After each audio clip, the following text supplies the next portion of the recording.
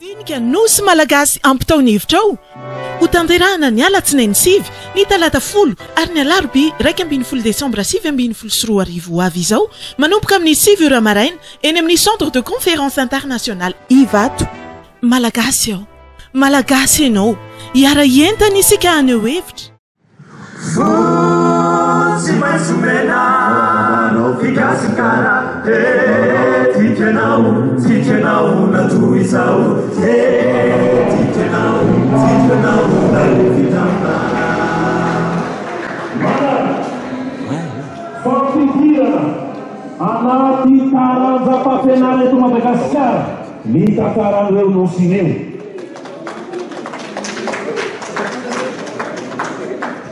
Fanangonana sonia faobe ho an'ny malagasy rehetra eto an-toerana sy monina ivelan'ny Madagasikara ho mariky ny fiandrianam-pirenena malagasy. Saotra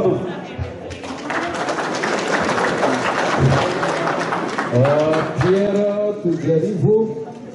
secrétaire général ny fikambanana ivondronan'ny mpisilamy eto Madagasikara. Assalamu alaikum. Ndarabriky ny mpisilamo amin'ny teboka telo. Teboka voalohany famantarantsika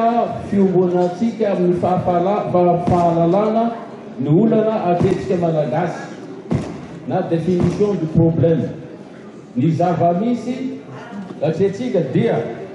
ny tsy fantongavana hatramin'ny farany, ny fanafoanan'ny frantsay, ny saka mahazaratrany antsika na décolonisation inachevé. Nomokay décret nataony Charles de Gaulle tamin'ny 2 avril 1918. Mizatsika propôsy nampany amintsika zao natazona. Faharoa, ny famerenana na restriction an'ireo no mamarana an'le processus de décolonisation. Dia misy dingana telo zany izy.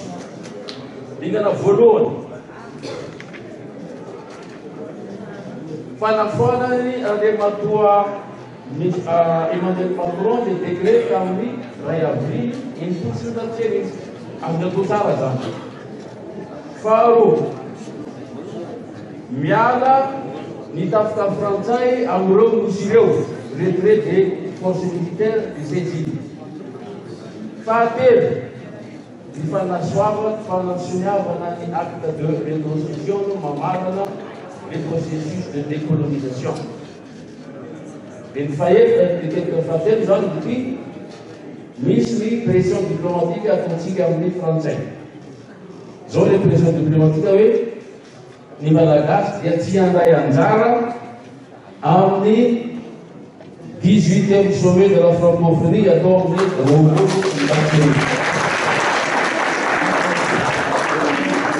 ny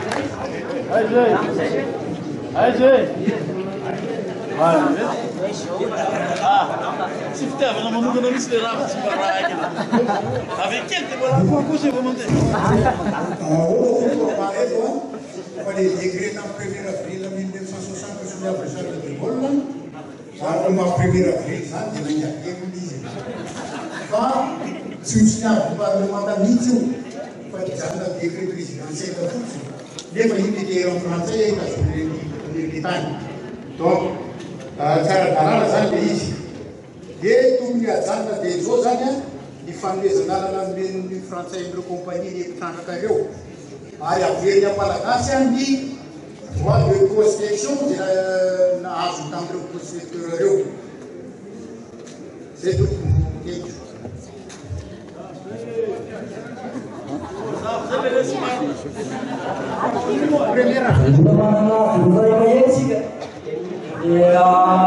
Tsy maintsy fitaisika io.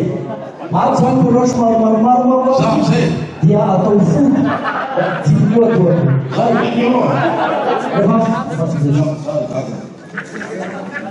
ka io zany zay rehefa vedeveny izao manataona io tamy dia efa mankatia tokony nanana fotoana ihany isika ny région taminazy ty fa tsy hoe tsika rehetra mahay mitendolo ny teny zay reo. Faharoa, mangataka zay tapaka tany tsika rehetrarehetrarety no mitondra ny fehi-kevitra mankany amin'ny ambasadiny la France amin'ny fotoanany zay eritavantsika teto fa tsy andrezany hoe manehitra délégation naline fampiraraha zany izy nandeha tany amin'ny nosika ny fampiraraha tamintsika agatana amin'izany mba anaovan'le vazaha iny le jeune be Macron iny macrotage dia mba anaovany démenti raha zany dia mba leverina ray tsika menaka faharoa isika malagasy izy koa neny aty makany aema sy maya isika malagasy koa ne zao tsy nararany izy io marina teny madame amin'ny constitution tsy resaka il zay parsa zany malagasy ara tsisy hoe nosy avatava karanso ka itsika mihitsy hoe nareo le parlementaire teo tokony mba volona anao mijery ampidiro anaty constitution mihitsy io ka zay olona rehetra manafika tsika amizay teo zay dia manafika ny mahafirenena ara-dalànatsika aiza moa ny ananareo zanaka tsy anaty boky fianfondrana olona tsy anaty computre zanareo mazanaka reo sôra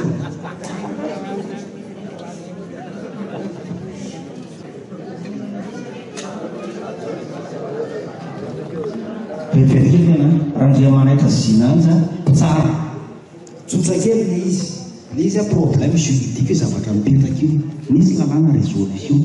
ahoana ny anatin'ny résolution invite la partie française zany hoe rehefa tsy invité rehefa tsy manao français tsisy mirara tsika tsy mivoto ary tsika tsy raharaha français zany amin'ny resaka satria araka filazana hoe milliard zao zany an sosokely tsotrakely menany ajanony aloha resaka assemblée nationale na sénat manao décret tsika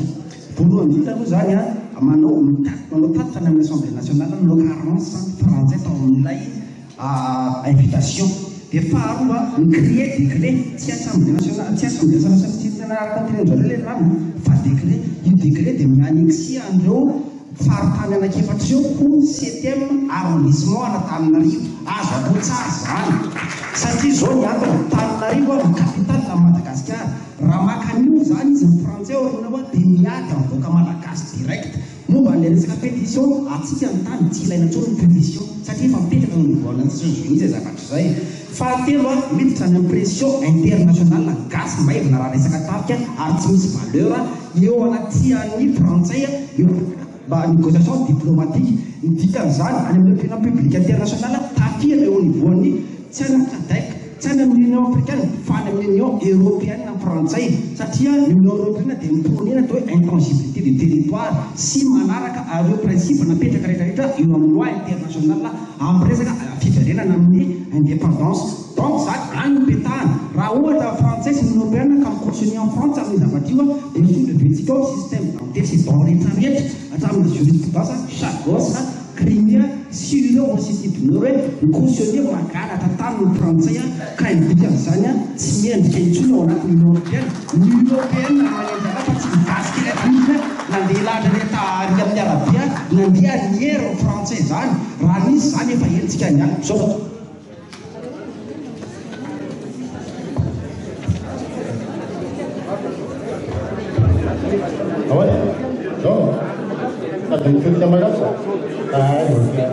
Jean-Jacques Ratsetsa efa ny malagasy somary sady hitondra hevitra vaovao no mamety rehetra teo a tokony fantatritsika fa anatin'ny constitution frantsay dia misy ny définition territoire frantsay io définition territoire frantsay io manaky tiny androany tsy tafitony ilzepasy zany hoe frantsay taky hoe anazy ilzepasy nefa anatin'ny lalam-panorenana tena izy en territoire français dia tenao izy France dom-tom TAFF fa ny TAFF terre Australie et Antarctique plus île Krypton na misera tsy diso reo rehetra tsisy resaka océan anzay fa avy eo anatin'ny lalam-panorenana misy loi organique amin'ny teny hoe loi organique no mametrika ny organisation administrative ny reo territoire français reo zay tsy eo averiko indray tsy ao anatin'ny ilzepasy dia io lalàna loi organique io 55 zay ny numéro dia avy dia mibrapiso zay no miteny fotsiny hoe ny TAAF terre australe eo antaty frantsay omeny ao ny liste le île tsy tadidiko tsony ny anarany fa tsy ao anatin'ny zepage fa 2007 izy nanao modification ny lalàna organique io napitika ny zepage ao anatiny zany hoe inconstitutionnel zany ny lalàna io satria île tsy ao anatin'ny lalam-panoelana zany hoe tsy ao anatin'ny souveraineté frantsay nanaovana lalàna hoe zao ny organisation io île io dia nataseny tamin'ny TAAF zay zany azo ampatsiva tsara ny frantsay faharoa resaka francophonie tsy mitensika hoe tsy teny fotsiny hoe tsy participer amin'ny 18e tsaikiny fa tokony teny andro rajoely angatahana le 12 décembre mamory ny olona mamasina izy raha tsy tato hoe tovady manaraka mamory ny olona andro rajoely dia amin'io izy miteny fa miala amin'ny francophonie tsika mandrapahavity miala amin'ny francophonie dia resaka fatelo farany zay manosory ihany mihitsy dia resaka nationalité teo za mataona zay rehefa milona miteny amreny tsy voarana frantsay azadino a ny général Pianaramalatsou officier en exercice ny tafika frantsay izy miaraka tany anafy colonel izy tonga teto izy natao général lasa filopirenena fa izy nationalité frantsay Dideratsiraka nationalité frantsay Ranjeva nationalité frantsay navitanany résolution 1979 tamin'ny 1979 dia tavinao sorona zany androany Ranjeva satria izy vazaha satria taolana izy fa tsy ady Madagasikara loany ady Madagasikara fa miaratsiny ary miaratsiny koa raha miteny fa matetika ny olona tsy mivoaka ty Madagasikara tsy dobina nationalité vao miteny dia tsy afa miala amin'ny any velantsika misy géopolitique ao misy pression ao ny olona na dobina anazy miteny miaratsiny lo ihany mbola navita hatramin'izao za tsy d'accord mihitsy amtiran'izany résolution asolo Ranjeva satria izy vazaha satria izy nationalité vazaha fa gasy izy ary miady amin'ny malagasy izy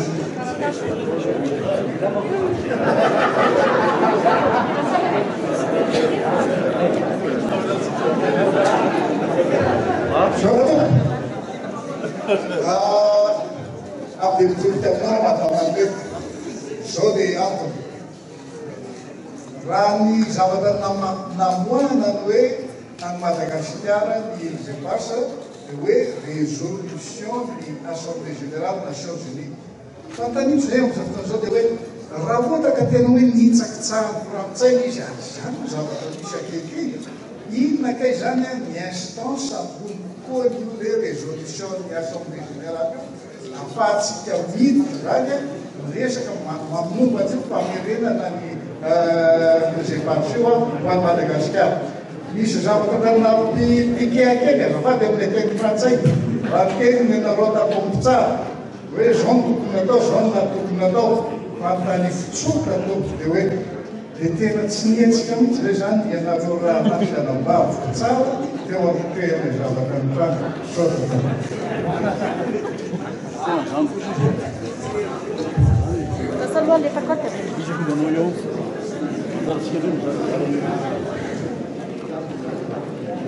Ya, rehetsirehetra tokoa mampiatrakaraka amin'ny fitronona misy zavatra miseho eto amin'ny firenena zavatra madinidinika nefa ahafahany frantsay milaza fa tsy dia sarotiny akoran'ny fiandrana-pirenenantsika ohatra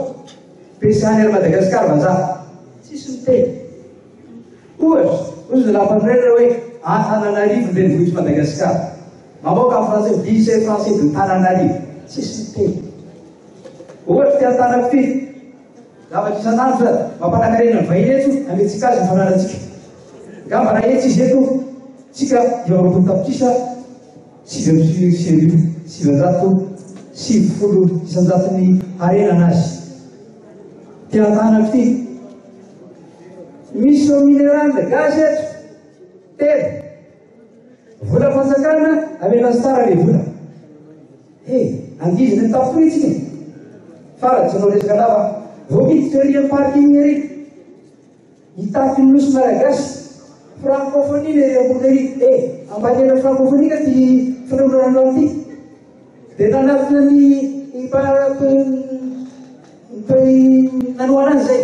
dia hoe tsy mety niany fa misy l'accord mafy be zany hoe directement raha ohatra ka tsy nalany io a mividy loko boîte anankiray a vita personne dia vita io fa zany eritrereto raha manao émission ny TV5 eo akaiky eo ty firy lavilavitra ery mitaky nosy malagasy ny malagasy eo ambany fizeza eo ambany endratry ny francophonie dia ahoana sy malagasy toesandrazo antsika inona natao tao zay to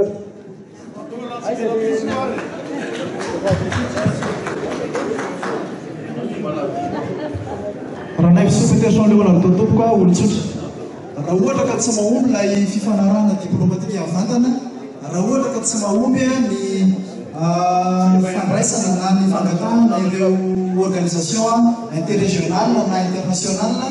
raha ohatra ka tsy mahomby ny fangatahantsika ny fanampian'ny CIJ na ny cour international de justice dia sosehatra raha dianto dia zao amin'ny budget 2021 manintsika raha vita sampiady any am-prosana na simoa dia mba manome mitanjakantsika satria mitanjaka no hitondrana ny rehetrarehetra solomo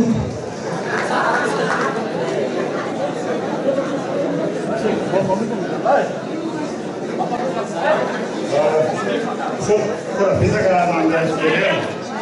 di galaksi itu satu faedah nangkat akan jauh suatu kan sudah di galaksi kita luar kami bisa misalnya jadi zawatra aktivitas kan kemudian reaction sembuh negara suatu ya apa di kami mah aktif dari sustif terus follow azar diwe sagata-gatsony zao dia betabena fangatahana tegna zao dia velonata kandiasy za sagata-gatsony za fa mitaky ny fiverena tsisy atakandro ny nosy malagasy amin'ny gasy satria io zany ozy hoe fanafanoara raha atao dia hoe ohatrany olona tsy nagata bouzonao satria esany tsy mamy be rehefa navery le bouzon dia hoe manao fetsika hoe tsona beta fa nazy bouzon ao le bouzon anao ihany izy avery aminao ozy hoe tozotzay ny dépasse dia fanao ihany le izy talohan'ny 1979 dia faela be tamin'ny taonjato faela tany dia fanao le izy ka ozy zany zay zany mangataka tsisy atakandro ny fiverena ny nosy atao hoe nosy malagasy abogasy faharoa dia hoe ny taky zany zay ny faharoa zany dia ny taky zany zay volo na hoe indemnité zany raha mialatsina telo vahiny indemnité tamin'ny privation de jouissance zay tokony azony gasy tamin'io tany reo nefa tsy azony gasy no vahiny anazy frantsay anazy zao izy zany hoe tokony onerana vola zany zay amin'ny malagasy zay le privation de jouissance zay ary fahatelo dia mangataka izay hoe anangarana zany commission za tsy miteny hoe vaovao zany za tsy miteny hoe ovainy iana na ovainy rakotika na ovainy rabe fa ampina raha ohatra ka fa mba mila miainga avy any amin'ny fototra zany le izy fa tsy miainga avy any ambony fa avy any ambany tokony miainga izy ary matafavoaka le tena zavatra ilay vahoaka zay zany zavatra natahako dia tonga betsaka toa romisa matsaka aby zay sorato zavatra-ndresy maniry Michel amin'ny fianarana soa ngambany ataoko fa zava-dehibe voalohany indrindra zany dia tokony hitovy amin'izay ny fomba fijery rehetrarehetra hipitombo isan'ambaratonga hatrany atapo misy rehetrarehetra na ampanantanteraka na amin'ny mpanao lalàna na ny sary fa famerenana ny nosy Madagasikara zay ny tokony resaka tsy zavatra hafa faharoan'izay aorianan'izao tokony hazava tsara amin'izay ny modalité de réintégration nosy ireo aty amin'ny malagasy zay zany tokony dinihana lalina zay hoe inona ary le modalité andaterana an'izay fahatelo tokony atao matanjaka amin'izay ny cellule de communication internationale manodidina ny hoe fanatsika nosy io sy amarenantsika amarenana ny nosy io amintsika saorako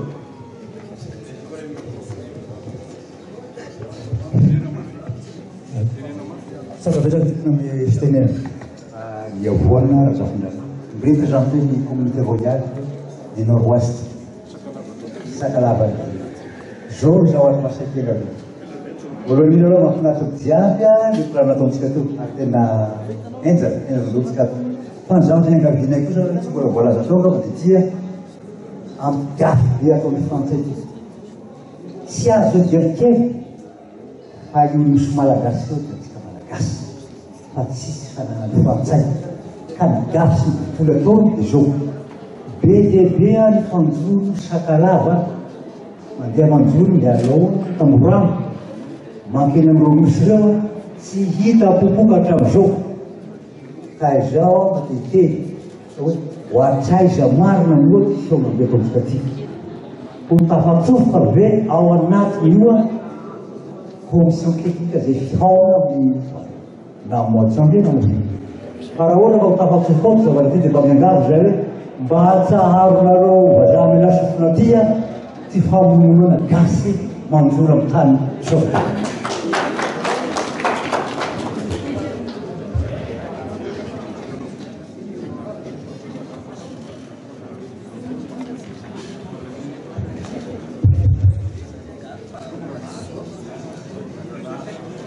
sur la valadiandianja organisateur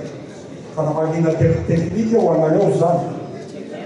misy fanovananarana amin'ny hitan'ny comité technique atao zany anarana ka dia angatahana ianareo zany mba handray an'ilay manarana vaovao ety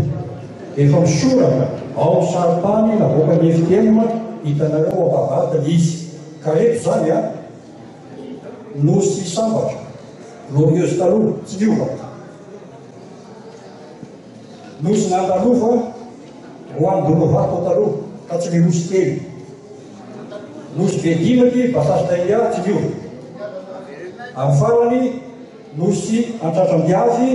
nosy eropa taloha zany hoe miampela taloha ka mba ampitovy hevitra tiky zany mba ty sarasalana amin'ny adevitra teknika oanina dia mba raisinareo zay naran'izay dia manarana angamba mba mijerinareo le nosy le saritany efa navoaka ny FTM ao amin'ny atramboliny zany fa fanamanina teknika ho anareo ary zay moa zany mbola mangataka mihitsy mbola mety resaka amin'iretiponina sakalava takarona dia somafaly madina dia mety amin'izao le fivoninzao hijery inona le tena anarana azonareo fa rehefa hita le anarana moa dia mbola misy tipika teknika izy io mbola mandalo any amin'ny sampanafatakana mihitsy fa azo matahotra ianareo fa ny FTM moa zany dia efa niezaka amin'izao fotoan'izao efa misy saritany vaovao dia raiso amin'ny smartphone-nareo dia efa mahaignezy rehetra na ny misomahana amin'ny Facebook na namana sona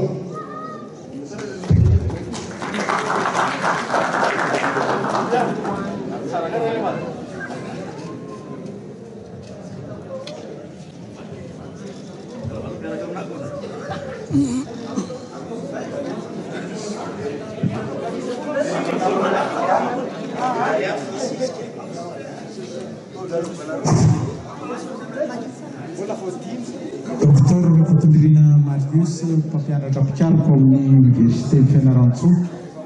mampianatra ny géopolitique, ny relation internationale sy négociation internationale. Raha ny avy amin'ny tena manokana misy fikaroha ao anaty flash disk ity émission dia na voarakitra ao anatin'ity flash disk ity ny émission nataoko tamin'ny TNTV tamin'ny 2014 izay manaraka fa 12 500 milliards de mètres cubes ny réserve na hydrocarbure misy amin'ny 274 îles Madagascar fa tsy Madagascar miaraka amin'ny île zay pasa ihany 274 ary omena anarana akoatran'ireo île zay pasa antenentsika zany dia omena anarana daony ireo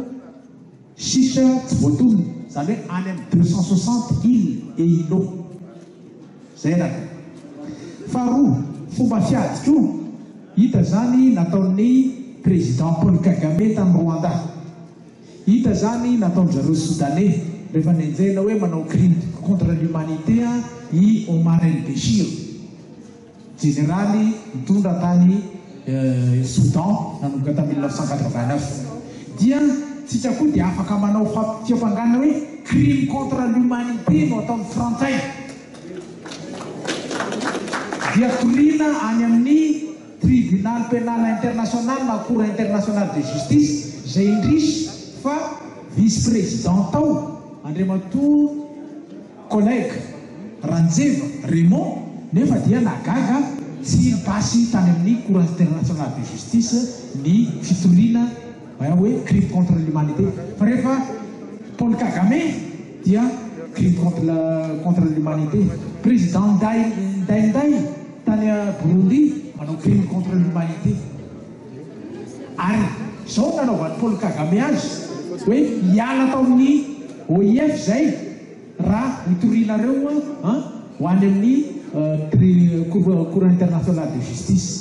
ny epitsininy any Nicolas Sarkozy nandeha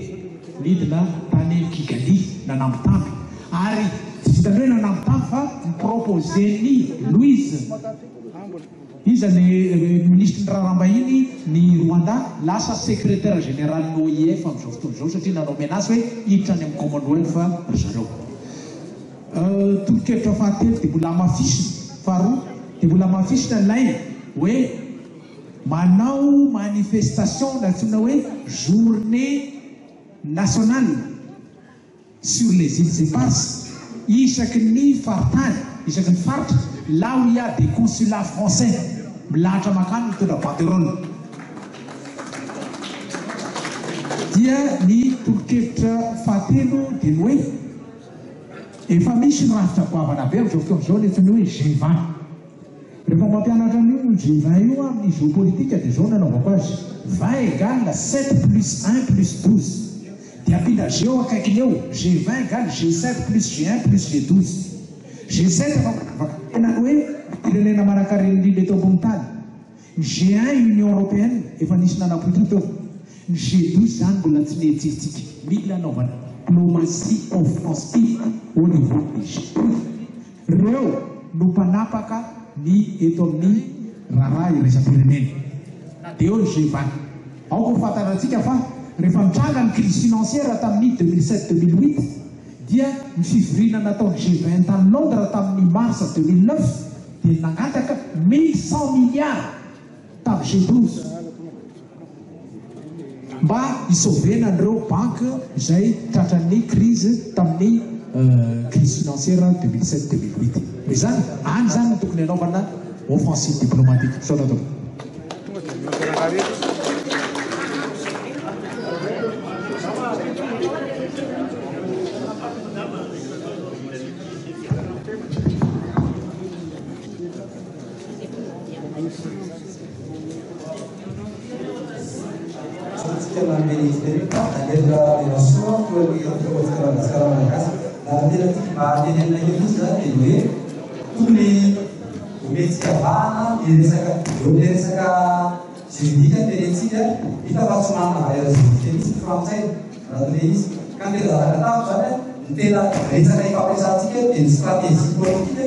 stratégie resaka diplomatique ahoana nanaovantsika azy fa alohantsika tsy tamina resaka hafa mihitsy aloha satria saripady resaka satria misy kitsikitsy be tokony atao resaka diplomatique ohatra zay misy na tena mahay an'izany le malany le fotoana ka zay nagatana ohatra zao terekte le hoe lalàna mampiasaka ny frantsay zay izy any nanapa-kevitra zay na misy ake hoe 50-60 tiré 555 c'est la en français et marre c'est une navatsika va tout n'importe quoi y a tout ça écrit en fatsika mahazo tani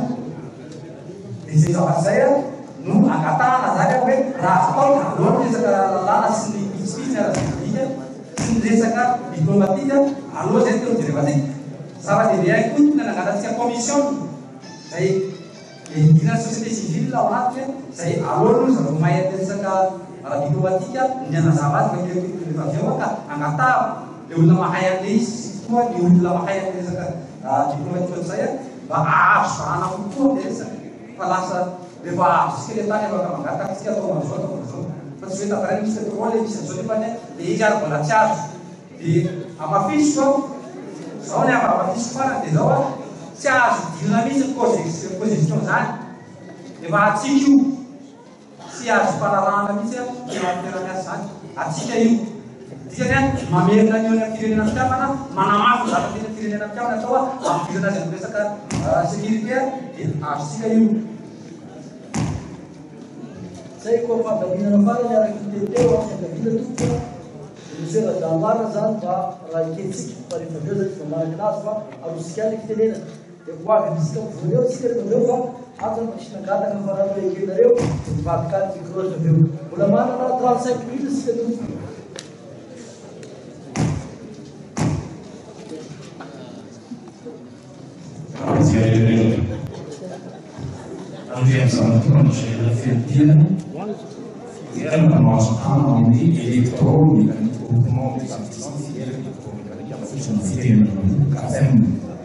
Zay manaso tanana ka noho izany ny hevitra tena vato eto dia ao masamy avoaka ny vaovony tsirairay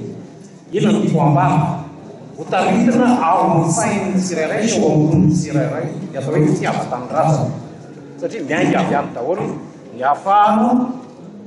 manohy ny asa tokony atao ka noho izany tsarety lavitra be ary akoisaraka izany atao ny firenenana anomboka teo amin'ny taona 1947 amin'ny firenena mahaky anazy teo amin'ny taona 1947 dia nivaivay tao ambony malagasy ny atao hoe fitiavan-tanindrazana ny fitiavan-tanindrazana tamin'izany dia ny fanjakana frantsay no teto amin'ny tanty tokony ny fanjakana fa itsika malagasy kosa dia tsy nanana fitaovam-piadiana afa-tsy antsy lefona famaky kalaza sy ny sisa fa teo am-pelantanan'ny frantsay izay tompony ny fanjakana ny basy amatafonitra niezaka nefa ny malagasy nanohitra za frantsay zany ananana fahaleovatena tonga ny dena azo ny fahaleovatena tonga taona 2017 dia averiko indray matetika le filazana teo fa ny général Ramanantsoa dia nanambady frantsay ny vatany nefa dia nanao ny fitiavan-tanindrazana izy ary nanala ny miaramila teny vato nanala miaramila frantsay teny deco nanala ny nazato mercetus raha izay ny zavatra niseho teto dia nalefa nidinika tamin'ny frantsa ny amiral Diveratsiraka tsy nanaiky ny frantsay fa nahoana no ijanona amin'izao no taninay no alana roa Madagasikara mody ela ohatra général Ramanantsoa fa nao ditoizana tia Antananarivo dinika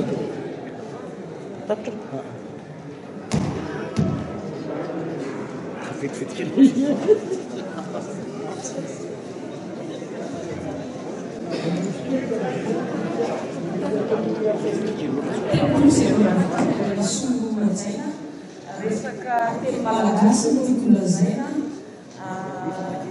teo mosika samotr'le sarotiny zany amin'ny maha malagasy fa anisan'ny teny dia fikolazaina ao anatin'ny iza teny andriamatosolona valadinaty teo ilay teny amin'ny anarana ary io itovy teo itovy ny feontsika rehetra zany fa tsy misy hoe inona le dikateny roatra raisiko anatin'izay fotsiny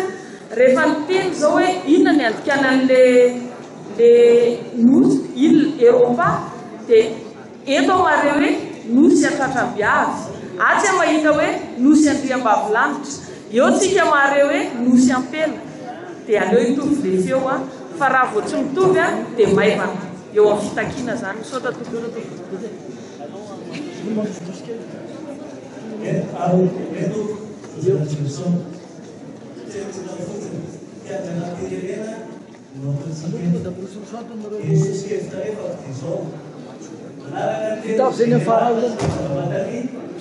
ajanony aloha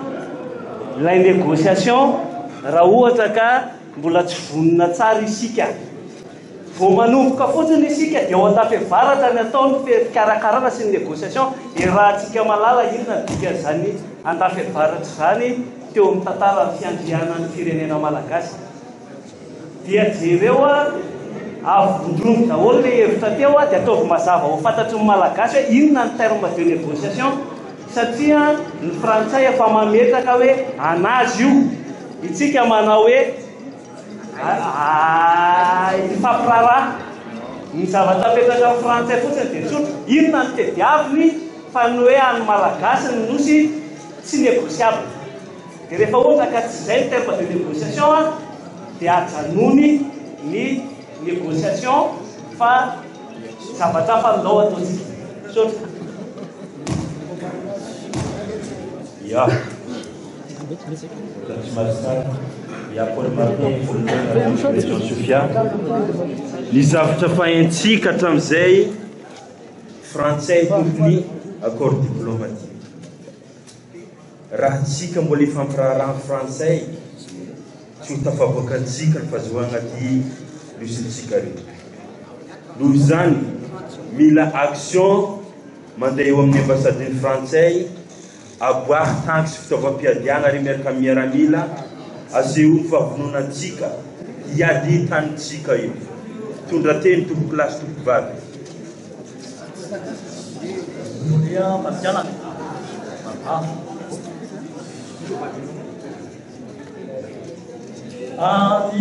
Ambarako dia ny amin'ny hoe ny anarana amin'ny malagasy raha ny hevitro aloha hivadika ho anarana teny malagasy ihany io rehefa tonga ny fananatsika azy tanteraka zany hoe ilay fiazakazahana mamatsika n'ilay anaran-nosy amin'ny teny malagasy tsy mbola tena anaram-pahamena fa manaraka eo ihany miankina amin'ny atao hoe fiandrianam-pirenentsika mazavona manao an'izay fa ny manaraka dia ny amin'ny atao hoe ina stratégie any anatsika stratégie juridika ve efa misy ireo lalàna marobe fahitsanareo misy ny mataon'ny lafrantsa sokosoko misy ny atao hoe efa tsitikevitra ara juridika saingy izao aiavina vonana lafrantsa tanteraka lafiny juridika ka noy an'ilay stratégie juridika ve isika dia hoe hoe ry pahay juridika asehoany fahaizanareo ny anankiray raha ifitsika hoe stratégie diplomatique zay efa nataony teo aloha nazahoana niny tamin'ny 79 iny diplomatie internationale fotsiny iny dia efa nahazo androana mieritreritra hoe anova itsika diplomatie ny force tamin'izany fotoan'izany dia betsaka ireo groupe atao hoe groupe de socialiste groupe ny inona avy re progressiste groupe marobe ny andany tamintsika dia nahazo aniny raha anao tsika zany hoe stratégie diplomatique efa nisikevitra ihany teo hoe andao ampina atosika le diplomatie tsy internationale ihany fa national régional etc fa raha anao tsika zany tokony safitsika andao anao anaraka ny stratégie diplomatique ao diplomate asehoany fahaizanareo anakoa zany stratégie anao fahatelo zava-dehibe izy ty raha misy mieritreritra fa misy fa amin'ny négociation koa moa tsy nafaran'izy ty ny tena izy dia ny souverain international na budget tsika raha mbola alefanenana souverain international ka famianany azy mila souverain international no ty resaka ty na ahoana sanan'ny fitenena epoka adiego zegny epoka adiego karaha ty ny gestionné amin'ny raharaha ty io misy négociation pacifique le izy diplomatie fa io koa zany le offensive tsaratsara raha ohatra fa tsy magnaraka tenintsika la France aloha koa zany expulsena koa le militaire miasa amitsika eto aby tsy hainao asa espionnage ataony eto eto koa espionnage ataony eto io zay koa amin'ny ay maromaro koa vazafa magnano adalagna magnano agressivité amin'ny sexuelle aby reto commence alefa mody izy ary boka eo zay vomony koa zay diego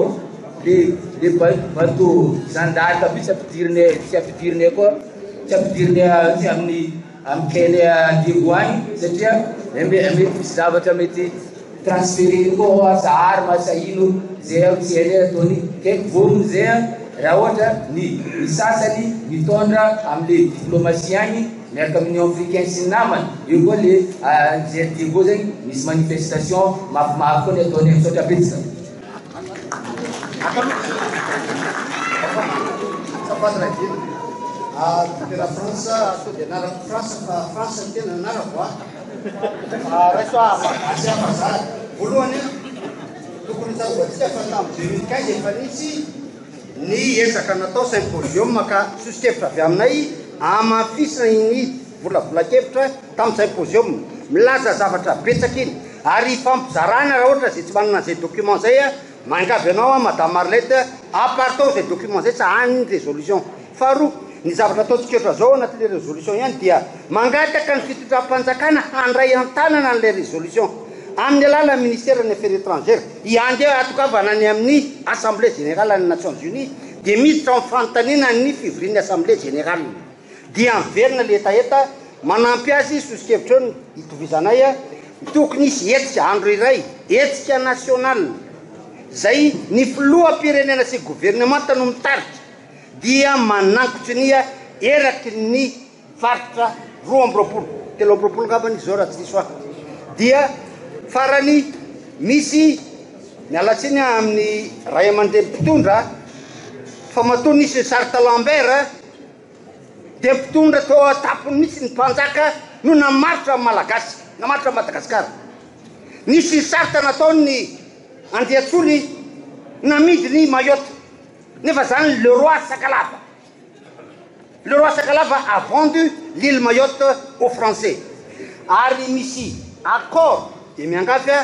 mba hamarito ity accord ity. Accord natao tamin'ny 2005 vita-sonia ny tsy anona ny anarany zay ministre des affaires étrangères niaraka tamin'ny frantsay nanao ny accord momba ny zone économique exclusive de la Réunion dia manaiky fa trop mélange dia any frantsay dikan'izany zay raha miditra amin'ity co-gestion co-compte tsika dia mialatsiny aroka efa kaikaka amin'ny 30 secondes dia manaiky fa tokony mba asiana fandrena ravana iny accord iny sauf si ça était déjà par décision de la haute cour constitutionnelle fa ara-dalàna le accord nataony gouvernement tamin'izay tsora tokony voalohany aloha rajoasao lay indina ny zavatra lazainay sy fitininay dia zao any Madagasikara no misy eo miala ny filatsay zao dia zao mitsanganao ny saina malagasy zay aloha dia mivoaka atao izy action diplomatique action ataovy daholo fa zay aloha manaiky an'izay fitondrana malagasy zay faharoa ampangaty ny frantsay tsy alamoramora eo ça c'est sûr dia ny frantsay nataoko tsy alamoramora izy donc misy ady atao ny vahoaka malagasy ao frantsay noho zay ny intérêt frantsay to Madagasikara dia zéro avoay voalohany miala le conseiller militaire frantsay ao mitarika miala zao dia zao le conseiller militaire. Faharoa miala le conseiller ministère rehetra zao sy zay de relation diplomatique avec la France ady amin'ny frantsay atsika vahoaka miomana teny zao tsy mividy produit français tsy miditra magasin frantsay miady tsika sa tsy ady rehefa miady tsika dia miady tsy miditra any amin'ny jambo any frantsay io tsy mamemasy ankolasy any frantsay io tsy makalasy anteny amin'ny total tsy makany amin'ny Colbert rehefa manao dia manao fa manao tampana. Faharoa ny élection populaire dika zay élection populaire zany dia midina an-talambe amin'ny zoma dia efa eo amin'ny Ambojatovo amin'ny sabotsika eo ma eo lanao amin'ny lakamisy eo Ambojatovo fahatsarivana 12 décembre eo daholo tsika tsy misy mpanomana eo fa tsika rehetra mpanomana amin'ny sabotsika tsy disy ma eo koa anao fivavahana Ambojatovo tongava daholo fa ny vahoaka ny manao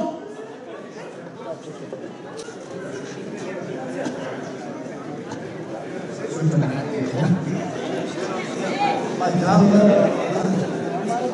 Monsieur Olivier avy amin'ny direction régional de développement partenariat.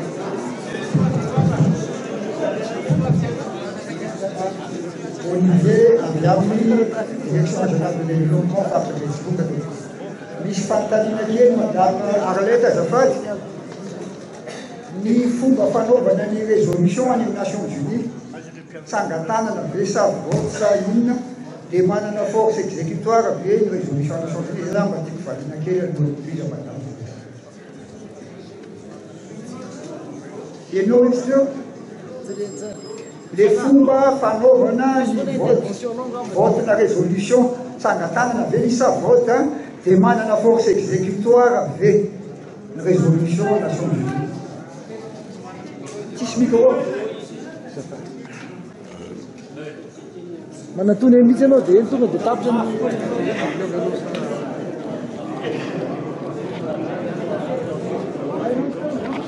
Orait, zao fanaovana azy a zay zany tao amin'ny association misy malagasy a nanao diva ohatranareo ohatran'io dia nandeha isaky ny province isaky ny ana dia namoaka résolution ny province rehetrarehetra dia aveo zay nanao a symposium national atao Antananarivo dia niresaka dolidôly a ny hevitry vahoaka rehetrarehetra dia natao ray ihany a dia iny rédigeko natao proposition sur la base ny zavatra kenina sy discuter natao dia iny a ny proposition iny a entina any amin'ny Nations Unies en quatrième année de la décolonisation dia miady amin'iny tsika zany misy 15 minutes dia mandesy lahatra ny ao commission zany dia mandesy lahatra ny assemblée générale dia mipasse le vote izy a dia tonga dia hoe adopté na tsy adopté les zavatra nataontsika nanao zany zay a efa nisy proposition nataoko tamin'izany fotoana zany a le nanontany tsy fantatra izy nanontany an'iny a fa tsy afaka nandeha satria tsy nahazo autorisation tamin'ny fanjakana tsy fantatra izy antony zay nga antsika lazay dia ho vote izy amin'ny assemblée générale des Nations Unies isafotoana zany a rehefa isafotoana zany a renvoyé foana le affaire-ny VEPAS isafotoana dia tsisy mipoitra na tsy miteny le président tsy fantatra dia renvoyé foana le izy dia tsy fantatra tamin'ity sanao tsy renvoyé fa hoe efa nanao fanambarana de ny ananako manarota kely amin'le teny olona anankiray fa iny nataonareo pahilalana zay hoe tsy inona ny vitany zay olona anankiray ty ny affaire ny vahoaka ty e affaire ny vahoaka ty vahoaka manapaka an'io fa tsy zay zay mamitozy zavatra iny zay izy tsisy force exécutoire izy a fa zany hoe tsisy force contraignante koa fa zany hoe petraka le lalàna azonareo dia votery le omaso zao tontolo zao mba menatra ihany any France ty zao a tsy miamana manitsy a miteny aminareo fa crime contre l'humanité le izy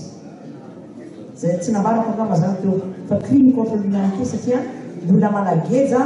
tary ambanin'ny zogan'ny fanjanahana izy tsy mety zazavana azy crime contre l'humanité mihitsy le izy zay am'sajabitika tiako fantatra mihitsy zay fa misosokevitra avy amin'ny Facebook moa zany dia ohatran'izao misy ifandraisany bebe misy itovizany bebe fa sy kely fotsiny zavatra iveriko fa hoe tena manandanja be izy zay zany metevitra tany efa tapaka hoe tokony 12 décembre moa zany dia crétena ho amin'ny spécialy ary atao journée nationale ho fitakina andro osy malagasy reo mandram-pahazahoantsika azy reo tanteraka zay zany anankiray manaraka izay koa zany dia mieritreritsy izahay hoe raha ohatra ho ao anatin'ny Nations Unies misy état africain maromaro dia ao zany efa afaka manampy atsika eo amin'ny fitakina androlosy reo zay tsy maintsy lalana diplomatique tsy afaka ivitsara resaka fitaovana ara-pedintsika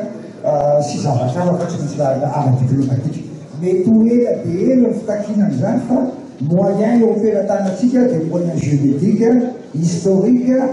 géopolitique sisisa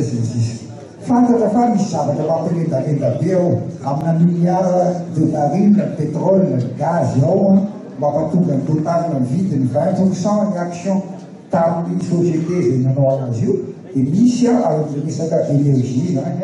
no tena mahatonga frantsay misy fotoana fifatsika moa fa mila tao crise de développement dia nasoso moramora ny anazy a dia zao tsika vao magnaty rapena zay zatary zay tsotra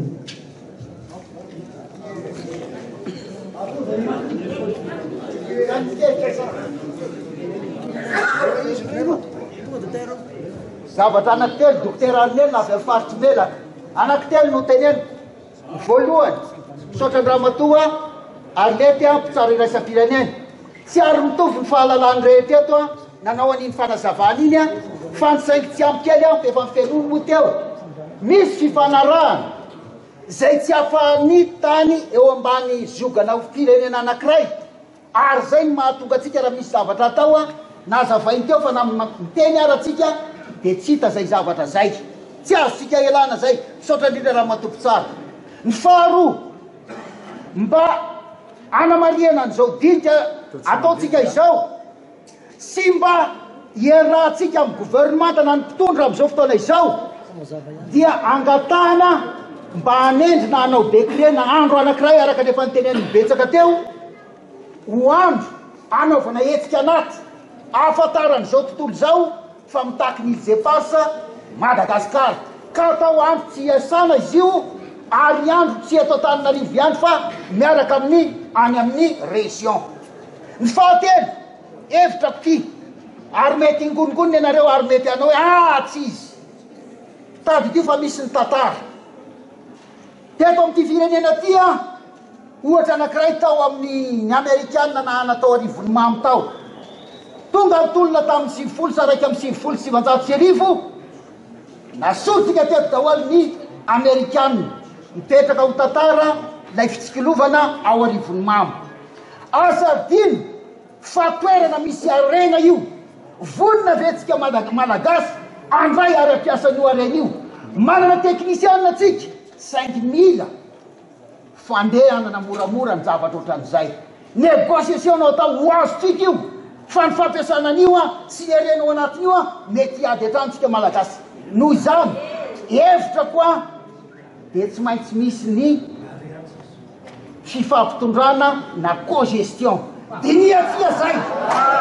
sotra betsaka zay le actionnareo zay a ilaina zay ao anatina diny ohatran'izao nefa dinio a fa ampahendrena atsika manao azy misaotra tompo mande misaotra betsaka nanome fitenenana ary makasitraka ny fitondram-panjakana ao ve tompoka mba mila fanontinana kely a makasitraka ny fitondram-panjakana eram-poeran-tsaina fa voarainy ny afatra sy ny etaeta ny vahoaka malagasy fa ny verina mantsy izy ty hoe ny association atsy na ny mpahalalana ary sy izay tany aminao ny mpakitakitaka eparsa koa ny olo reo a no manao hevitra eto amin'ny firenena ka dia isaorana eram-po zany fanjakana teo ambanin'ny fitondrany ny premier ministre hoe tena raharam-pirenena officiel zao zavatra zao dikan'izay tsy mahazo memitra intsony ny président république fa misy valeur an'ity fotoana roan'ity sy rapitsy sy manaraka afaka mametokan'izany ianao madama Ramassonarlety misy point zao zavatra zao saotra betsaka tompoko faharoa manaraka an'izay a raha mandinika aho a ny avy amin'ny lafo valo no nanao fihekevitra teto fa anatanteraka exécution réalisation manifestation ka niseho zany tsy maintsy iseho eo dia tsy faneho-kevitra intsony fa ity ny farany raha eto zany nisy nyteny teo asa madame dokotera hoe zay mitambatra vato moa sy le hoe unité misady frantsay ka mahita izao la frantsa ary ahita izy fa ity ivato dikany hoe ivato dia iny izay mitambatra vato io izy tompo tsy ilaina intsony manangana association satria ity mihoatra noho ny association ity mihoatra noho ny raharam-pirenena efa international tompo a ity toerana ivorintsika ity fa ny magaga angatsy misy ho tena frantsay eto iainy elo raha misy olo tena français eto dia ampalalao azy hoe c'est la voix du peuple malagasy ny 9 10 11 12 ampalalao azy zany tapitra molo izy le ava malala nefa zava-totoro raha pisindray Christophe moa zany aneo hevitra kely fotsiny am'le resaka hanina angamba tonga ny angamba dia vahaolana no raisany eo am'le resaka hanina angambany le circulaire an'le résolution an'le 3491 tamin'ny 12 décembre 1979 hoe tsy afaka tediavana ny archivany ao amin'ny ONU dia aparitaka amin'ny firenena maneran-tany izay vory tao mba hahafahana rehefa ohatra ka miakatra amin'ny fivoriana manaraka any amin'ny ONU izay nitenen'ny madame Arlette teo efa miparitaka le circulaire amin'izay efa fantatry ny eran-tany hoe amin'ny malagasy ireo nosy ireo dia mba moramora le dina amin'le vote anankiroa mandalo ao amin'ny ONU zay aloha ny solution voalohany aparitaka zany le circulaire tediavana amin'ny ONU le archive zay zany ny solution voalohany solution faharoa lefa naveriberina teo foana hoe amin'ny faharoa volana décembre eny Ambohijatovo etsy bahoaka io zany tokony atao hoe tamtam le tamtam dia ankalazaina communication be zany na amin'ny Facebook amin'ny réseaux sociaux sy ny amin'ny télé hoe misy hetsika zay raha malagasy rehetrarehetra hitakina amin'ireo nositsika atao manerana nosy fa tsy hoe Ambohijatovo rery dia tokony hanao hetsika ny any amin'ny fatra zay zany tokony hamafisiny le mamoaka décret teo iresako amin'le namana juristasy satria ny résolution raha navokany ONU tsy manana valeur juridique mihitsy fantatritsika angamba izay tsy manana valeur juridique zany résolution zany ka noho izany mila takina mila manao décret araka ny tenen'ny namana fa telo manarakaraka an'izany c'est résolution na zavatra tapaketo mba vakina amin'ny farany satria io foana ny olana ety amin'ny CCI tamin'ny fivoriana farany zao dia hoe refondation atao dia lasa hoe fanitsina lalam-panorenana noho izany mila vakina ery aloha ery dia arahany commission masy zany famakina anazy any amin'ny farany zay angamba ny toko misaotra indrindra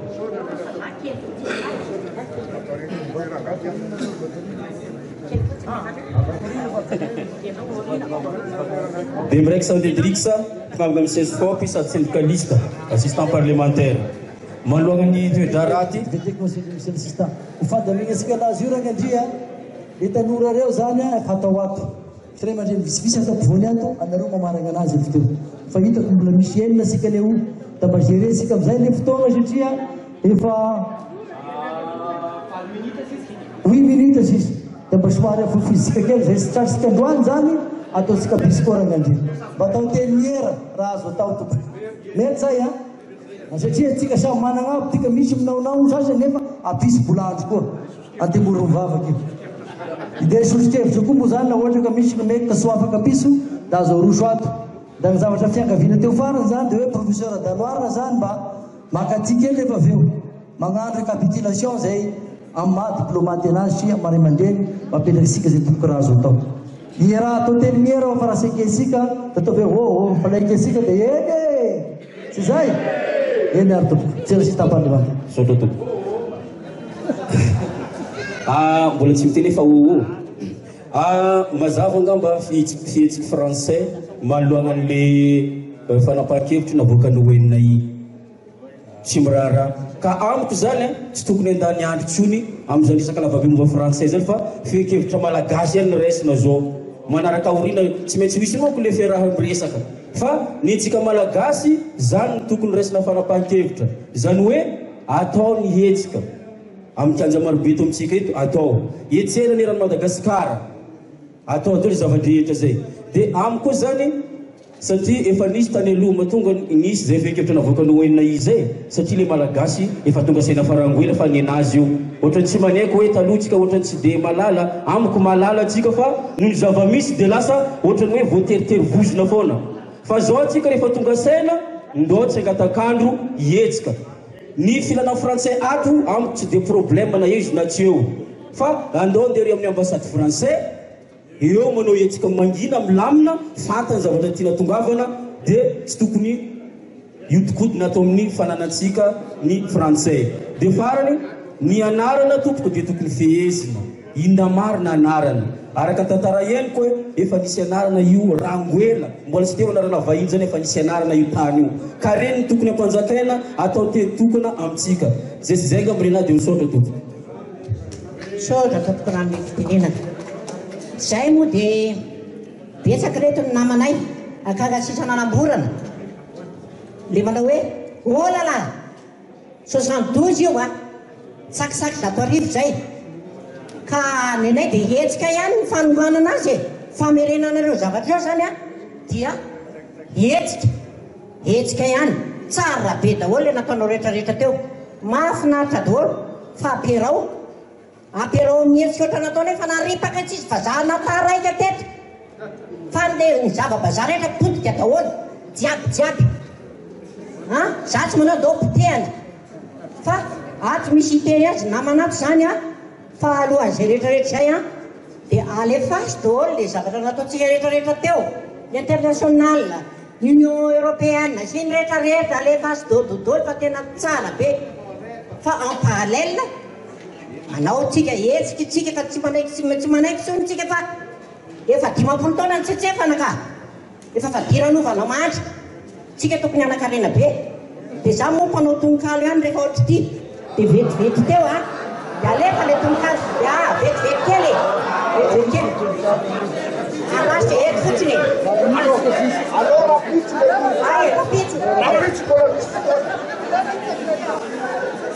eny ary sotrarina tompoko raha zakarsoa andrembovonjy Emile commandant anasabo aisa les collègues ko raha ohatra izy ka ao commandant Césera anankiray dia ny anankiray lasariko commandant zao zany mety nareo teto niady hevitra fotsiny eto ambony latabatra fa izaho miaina an'le zavatra any anaty sambo sy eny ambony ranomasina ray zay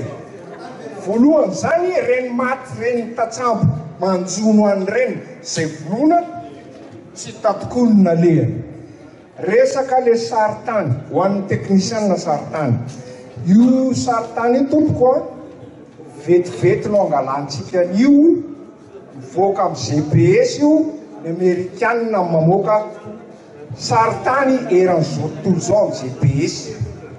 dia hovaina fotsiny ny anarany fa mila lefa any amin'ny ONU satria itsika gasy reto manao zava tsy manaraka ny lalàna iraisam-pirenena eto amintsika zao dia misy saina misy koromborobona tsy mivoaka zany any amin'ny lalàna any anaty sambo any aminay ihany hoe saina gasy tsy fantatro io na saina inona na saina inona miala avy any amin'ny OMI ny resaka sambo OMI mivoaka any daholo nen'ny amerikanina mivoaka any fantatra hoe ty président ty zao gouverneur ty zao ro vo mandeha ambonina ranomasina ka mitaingina lakany nentsika sainam-pirenentsika le tsisy koromboromony zay fantatry ny olona any nefa nitsika ty mamorona saina misy koromboromony tsy fantatry na efa any amin'ny ONU zany fa za aloha mbola tsy nahita tao anaty ay zay ampitsoray za tsy manaiky ratsy azy io ka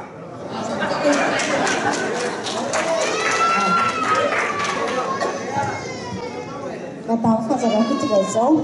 fa tena teo efa ilo moa nanangatanana zany mba misy mihalenko mitenena zay voavy dia ny tiako tenena zany dia izao tamin'izay nianatra tamin'ny anao CP dia nolazaina fa misy nosy misy malagasy diky tsy maintsy hainy anarany dia Joan de Nova, Tromelin, Passage d'India, Europa dia anankidiny izy androany nefa rehefa nazo fanasana hoe anatrika an'itya dia nosy efatra ny mito efa tsy oratontsonga Tromelin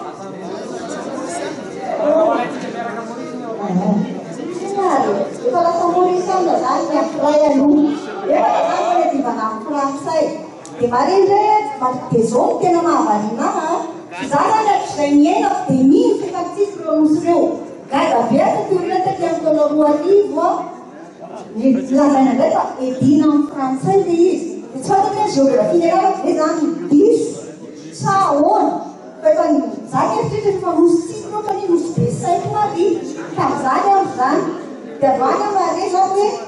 nifra mazay ao anaty koa dia milaza fa tsisy ireo lalàna masin'izilibozina reo milaza teo fa tsisy ireo andrimato macron milaza fa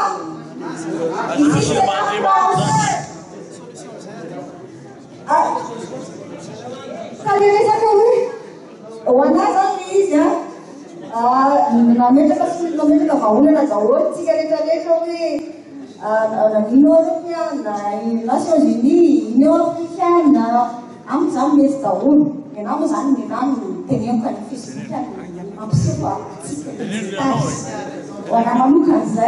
il faut les produire, il faut pas.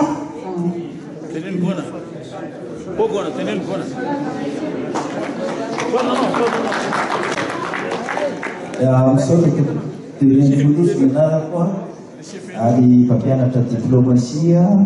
rehefa nanao asana ambassadeur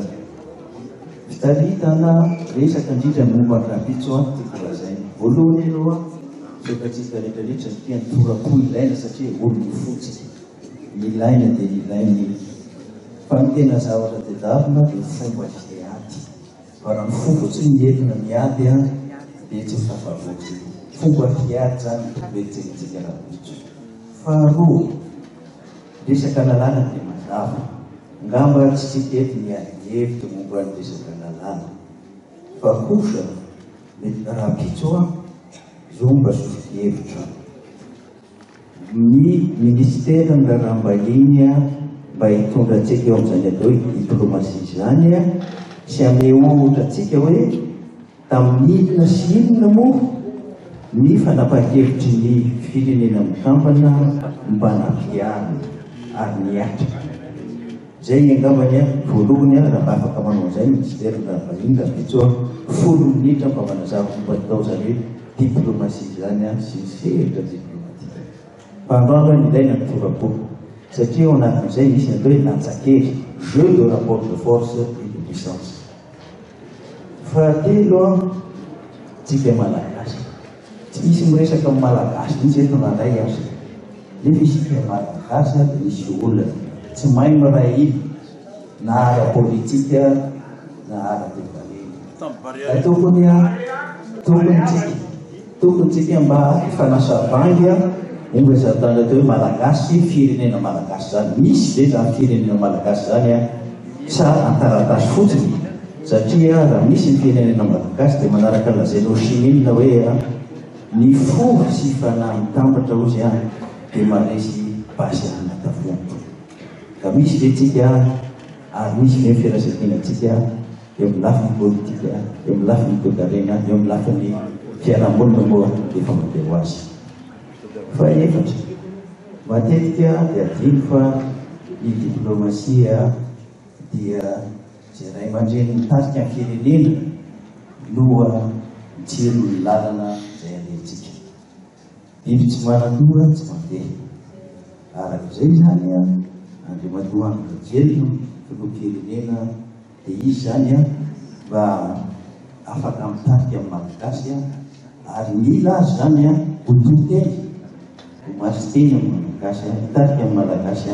anan'izay lalana tokony alena satria jereko hoe Kim Jong-un vao milalao fikasika fitorakovitra zao tontolo zao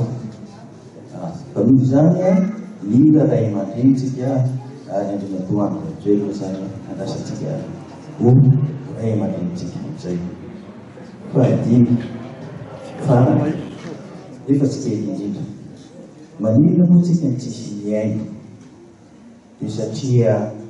Maurice zay mampikarana ny kely tsisy dikany eo dia efa nioatra tsika zao ndraiky io azy Comore dia efa lasa amina mialohantsika inona ny tena olana amin'izany dia itsika zany miaty be loatra teny aloha fanjakana mifanerasera miteny tsy atsika ny amin'ny fianarana miafina be amin'ny tehitretsika ary raha mamparoarytsika hoe programa fikaroana dia efa iny mahazatratsika matsona anao amin'izany dia tsy lazaina koa ny tetibola ka arak'izay zany a ohatra hoe LMD fipesarantsika io ka tiako lazaina fotsy dia hoe aleo dinina ny fiankinan-doha sy ampianana azy a fa raha mbola mianky be loatsika dia tsy zava-boa zaho a tapitra anao miefatra manangataka 5 minutes asika teo raha azo atao da zay sy vitasika androany mba atao pisikolo la mety a mba ataosika teliniraka dia ambanareo atiky zany mba miezaka mba manapitra zay 10 minutes zay da mba samy le minute aby zay tsy feno atao taratasy misaotra tompoko raha zafina tsy mandre mahena 30 seconde fotsiny angatahako dia tsotra voalohany indrindra aloha fa le zavatra tiako atao voalohany tiako angatana dia le ordre zany le fandaminana mba mangataka zany raha pitso a mba raha ohatra hoe mba ialana am'le zavatra le problème teo dia mba hisy commission satria le fiandrianam-pirenena ndresahana nefa mifarasaka be tabela izy ohatra zany hoe commission momba tantara sy ny teny mba manomana le zavatra ho atolotra ary angatana hoe ho any amin'ny akademia le izy fa tsy samy teny daholo ohatra ny teny zany le anaranao mena hoe alefa amin'ny akademia ve le izy atao ahoana dia keny malagasy ve satsia mba tsy verenanao itsy zany satria noasy sasany teny hoe ataovy saka ny anarany a sasany teny ataovy alika kely dia lasa tsy mety le anaran'le ana zany avy eo anahirana antsika rehetra faharoa amin'le resaka lalàna iraisam-pirenena zany sy karazany dia aleo koa mba isy olona anao le bras de ramira sy le droit international public mahay fa tsy le iteniteny eto tsika dia lany andro eto fa teo amin'le resaka le resaka fanampariam-pahefana dia mangataka zany hoe manokana hoe raha anao any anaty tantara géographie dia tsara raha ataoko le izy a ho anatina vondroboka tsara-pahefana gouverneur raha vitatsika kina moa manahaka anasika tsy anovana le district ohatra farany a dia farany dia hoe asiana commission anankiray a mba hoe anao an'le fanampariahana zany na le tamtam mandresahany avatsika tato hoe misy commission zany mba mananiny inona ny atao amin'ny 12 décembre ahoana ny anampanirahana zany amin'ny vahoaka rehetrarehetra sotra tompo sotra tompo Justino Raherson juriste filoha teo alohan'izany chambre internationale toliara ary koa solitena avy amin'ny faritra tsy mandretana ny misy sosikevitra anankiroa no atolotsay dia ny voalohany tsy afa-miala amin'ny affirmation tsika ozy Martin Luther King zay hoe nous commençons à perdre notre vie le jour où nous gardons le silence face à des choses graves zany hoe tsy maintsy manao affirmation tsika na taratasy manao ahoana na taratasy manao ahoana tsy afaka hiaro atsika fa mila tsika manao valikafatra ho an'ny filoha frantsay izy ara tsy tompony manana fasahina izy amin'ny tanitsika manao affirmation hoe azy ny tanitsika inona ny manakana atsika tsy hanao valikafatra raha izay faharoa miombokevitra zay amin'ny hevitra zay natolotra teo hoe avaozina ny kartany Madagasikara ampidirinao ireo nosy ireo miaraka amin'ny anarany amin'ny teny gasy ary koa hovaina ny superficie-ny Madagasikara zany hoe ampidirina koa ireo nosy ireo ho atao anaty superficie-ny Madagasikara misaotra tompo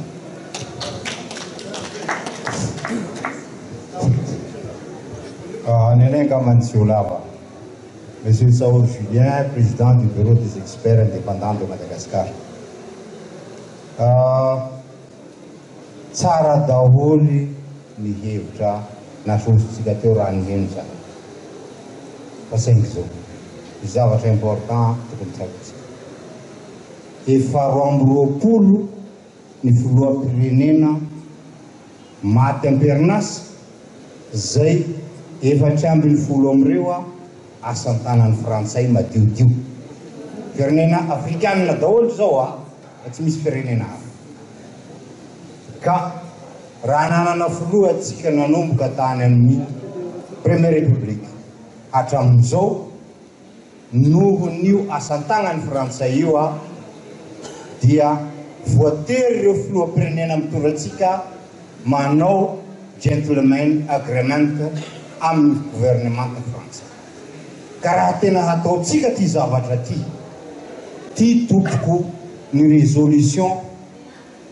tsy mila miady hevitra amin'ny frantsay tsika fa misy lalana mazava atao anatin'ity hampandohalika ny frantsay mikasika an'ireo nositsika reo ka noho izay anton'izay a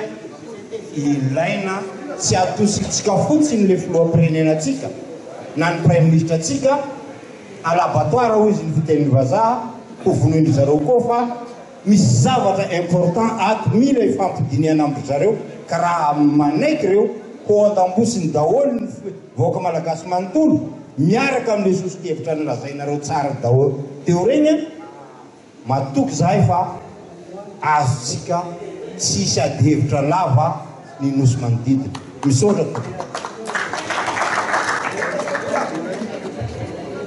tsy mety mihitsy moa saina raha tsy mandray be fitenenana amin'ny hevitra hoe to ako voalohany indrindra zany a dia mahita hoe eo amin'ny resaka fanentanana ny isambatan'olona tena tsy ampy tadidinareo ngamba tamin'le nisy fivoriana natao teny andavevaritra nanentana ny media maro hoe mila manangatsaina ny malagasy tsisy narerany zany hoe mila tena mafisina zany io fanentanana io ny malagasy dia manana zao toetra ray zao ohatra ny barea tsy taitra izy any fetomboany fa rehefa tonga eo antenatenany eo amin'izay izy a dia lasa daholo amin'izay a miara-morona daholo izy rehetrarehetra za tsy dia miopikevitra loatra amin'le hoe tonga dia hanoky revy zay no raha amin'izao satria ny antony ny fitondrana ara-politika zany eto amintsika somary instable zay ihany dia ny frantsay nareo fa fetsy be ny mahafetsy ny frantsay kanosa fa fetsy mahafetsy anazy a mampiady olona ao amin'le firenena izy na mitady stratégie hafa izy manodotandroka ohatran'ireny nataony amin'ny olona reny ny sosokevitra tena omeko zany dia hoe etano aloha ny sambatan'olona tsiraray avany fotony mihitsiny dia ampianaro anazy hoe zao le injeparsy izaty sy mba daindy aminareo tompoko fa tamin'ny fitondrana teo aloha azafady a zay vao nafantatra zany hoe io misy azany nosy zany ka izy tsy atsika akory fa n'olona dia za mino fa be da be n'olona ohatra natao zany tsy nafantatra an'ilay izy zay ngamba ny tena sosokevitra ary farany manentana ny tanora mba handray anjara fitenenana eto satria tena ilaina zany saotra tompoko tompoko pasteur Samuel Georges nanarako ancien secrétaire général ny FLM rehefa retraite amin'izao ny fanentanana io zany ananako firenena misy herivelona anankiray zay adintsika dia ny FFKM ray aman-dreny FFKM ary hitantsika tsara fa eto amin'ny firenentsika dia mbola manandaza zany FFKM zany taonina koa ny FFKM mba hiditra amintsika tokoa anao anao fehi-kevitra ka avoaka amin'ny vaovao-piangonana isam-piangonana zany ary angaviana ny papa hampahafantatra amin'izao tontolo izao ity adiny malagasy ity ary eo mihetsika dia zao rehefa raikitra le hoe hanao andro anankiray tsika anaovana hetsika hatramin'ny ankizy madinika ampilaharina daholo ny ao amin'ny primaire dia mitondra saina zaza te ihany hatramin'ny zaza madinika dia mba mitondra arinaby mba ho adiny malagasy manontolo ity fa tsy ho adin'olona visy fotsiny na ho any fitondram-panjakana dia mafarany dia ity ngamba mbola lasaka ray mihitsy any azy dia misy nosy hafa koa zay tsy fantatsika sy fantako na nosy eo anelanelany Mozambika sy Madagasikara efa azony Mozambika ny azy fa nitsika mbola ao raisiny frantsay rehefa tsy raisitsika dia misy koa aty Fort Dauphin dia tokony jerentsika koa tapitra ty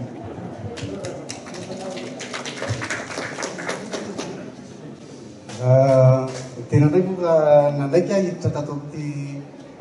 commission ny fiandrianam-pirenena ity tsotra ihany azao fiandrianam-pirenena malagasy filoha frantsay Emmanuel Macron nefa nanompa ty firenentsika ity ara-diplomatika noho izany asa zay fetsika malagasy totolo tsy nivokona amin'izany izy ny firenena dia efa tsy fantatry zay filaza azy fa tokony ho antsontsika aloha ho antsony fitondrana malagasy io ambassadeur frantsay io anazavany teny fotoanireny faharoa raha ilaina aloha mihitsy aloha hiato ny fifandraisana amin'ny frantsay antony satria ireo frantsay reo zany mefitra hoe izy tena maherity politique ty fatsika malagasy zay tiana anaovanatsika ny anaovanatsika ka zay tompo dia mangataka mihitsy ho ato aloha ny fifandraisana Madagasikara sy Frantsa saotra tompo Surtout Irène Rabenlour, professeur titulaire à l'université d'Antananarivo, ambassadeur de l'UNESCO.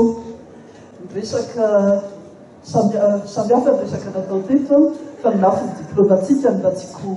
horesahana kely satria zany efa nandalo tamin'ny seatio raha toka tsy hoe raha toka fa vatokitsika le izy le hoe anao lobbying eo amin'ny firaisambe afrikane mila ambassadeur tsika tompoko chargé d'affaires tsy mahavita an'izany mihitsy tsy mandeha ho azy mihitsy zany faharoa ny any amin'ny firenena mikambana ny naho zany firenena mikambana misahana ny fanabeazana sy ny siansa ry kolotsaina no na ambassadeur ho azy tsy mandeha ho azy mihitsy zany hoe firenena anankiray zao tia atao tsy maintsy mitady firaisakiny izy amina ao groupe afrique aloha sy ao groupe samihafa ohatrany groupe de 77 Chine mila ambassadeur zany tompoko tsy vita ny chargé d'affaires mihitsy sotra tompoko ny atoko ngamba iaraky le teo misy olona marana le récapitulatif kely dia tapitra le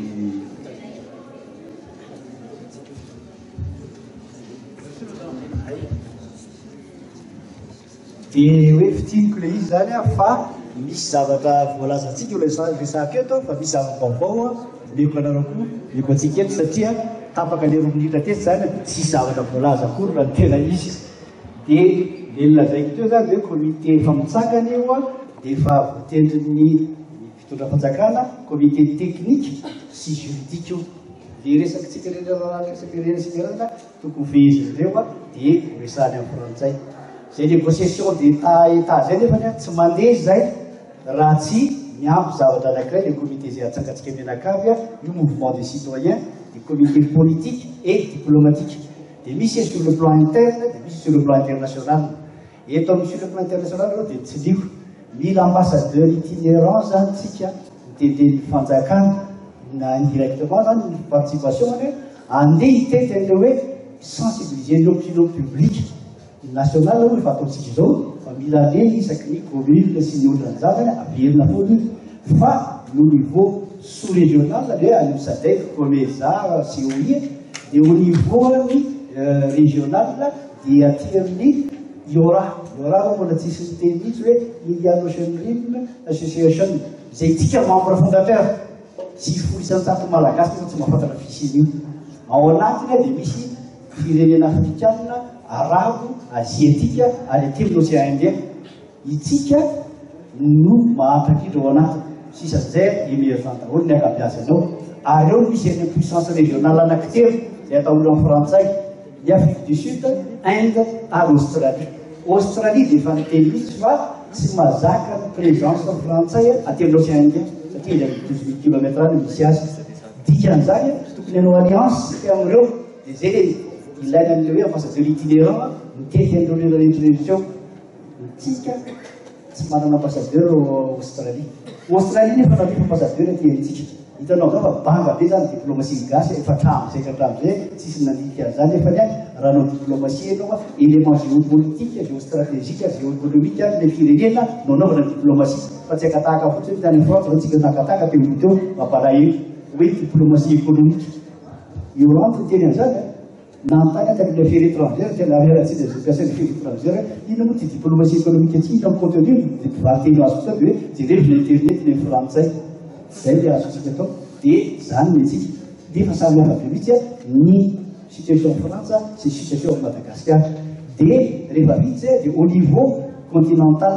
sensibilisena koa ny groupe africain aux Nations Unies zay mihoatra ny 50 mahery ny firenenao afaka prendre fite cause amin'ny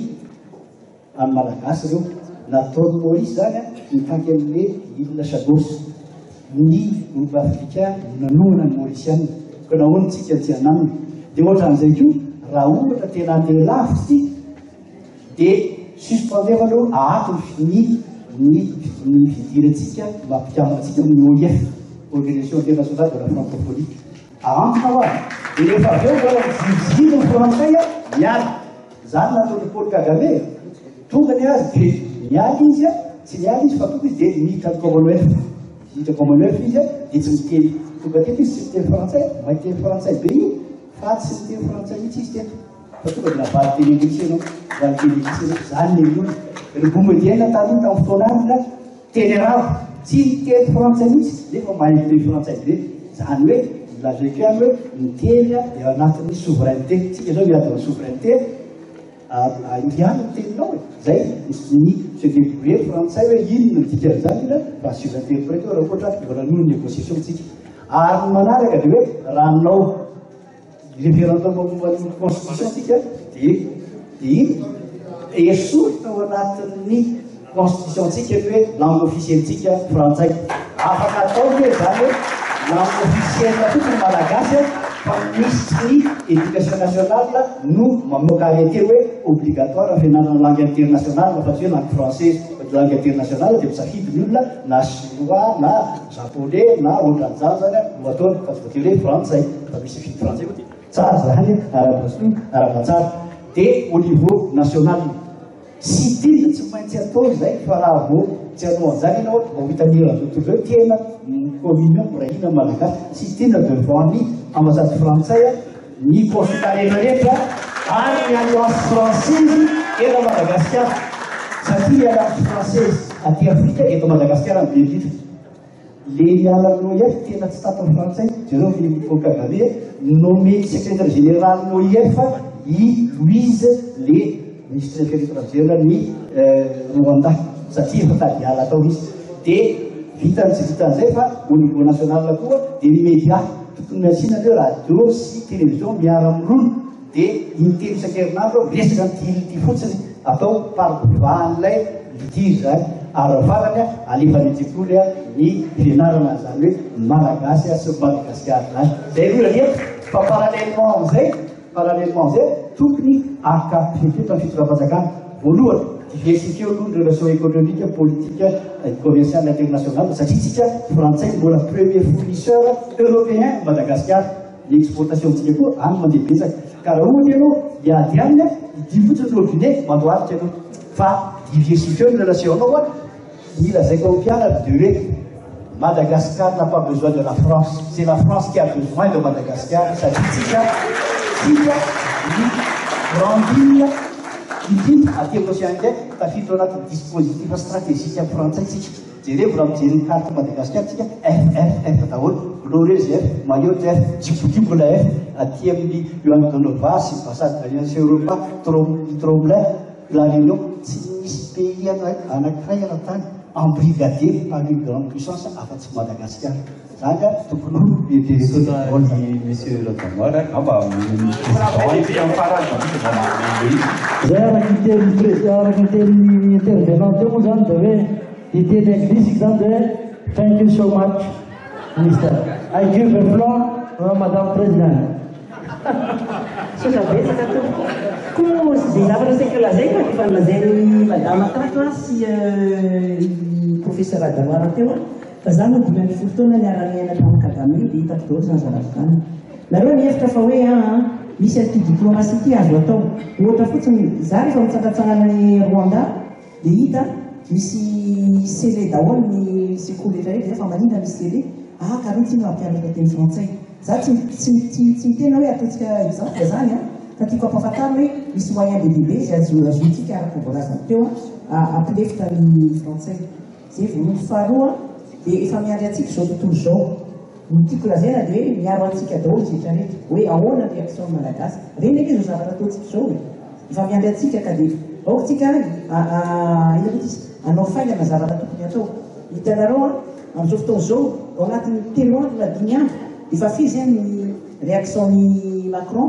fa fizy zay teo izy dia hoe commission dia avondray ihany dia avondray établir la base tsika am'izay mbola hita amin'ny discussion tokony passer l'action tsika ingana dia aingana hitanareo ohatra hoe exemple mety tamin'izay vory dia hoe ampianarina ny zefasa ny malagasy ny mpianatra rehetrarehetra tonga dia lesy Macron any aminy zao mampianatra hoe l'île française amin'ny île malagasy anazy daholo ohatra zany atao hoe île française amin'ny quatre ohatry zany ka tsika mila hoe mandinika tsara tena hifantoka amin'ny raharaha io dia hiprouver amin'izao tontolo zao fa manana fiandianatsika fa zao tontolo zao dia efa miaro atsika sotra to miarky miplaza vady amarina felantsika fa sy mahita tamin'ny fotoana moa tsika no fangatany mozaika dia miona indray tsika raha pitso maraina amin'ny 6 eto saotra tompo.